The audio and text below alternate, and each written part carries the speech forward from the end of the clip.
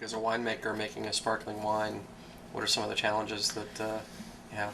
Well, the real issues are not too much sulfur because it'll inhibit the secondary fermentation and getting the fruit at the right time. So not too much sugar, again, because of the secondary fermentation and the brighter acidity that you want. And that's really the hard part, getting enough fruit with that much acid. So, we're working on a lower pH so that when it's all said and done, you have that crisp brightness even after 2 fermentations. Well, terrific.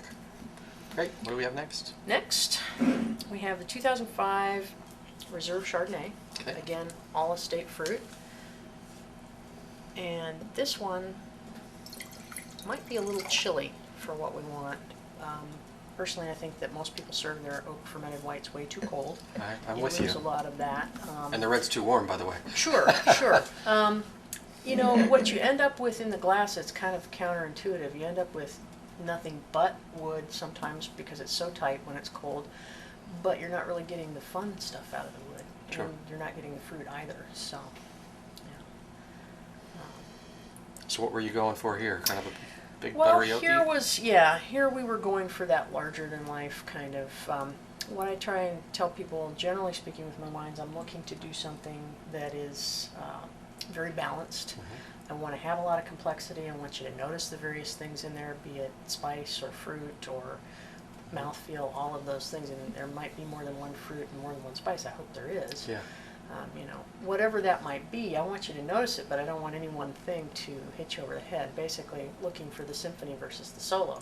Sure. Well, this is the solo, so a little bit more focused on fruit and big power oak. It tends to mellow out a lot as it warms up. It's not quite as brawny as it was when I put it in a bottle, shall we say. So this is a reserve. Now, that's a word that in the United States has lost a lot of its meaning.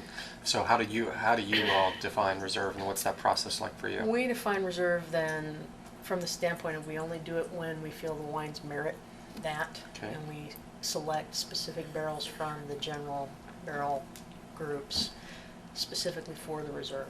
Make small quantities of the highest quality blend we can.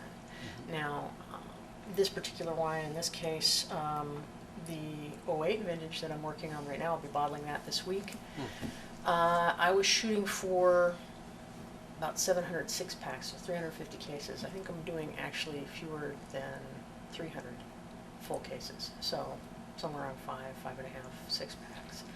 Because I didn't find the quality I was looking for. They got to clear the bar. Yeah, basically, if it doesn't measure up to what we think reserve means, then we're not going to put that on the label, and we just won't bottle one. This is terrific.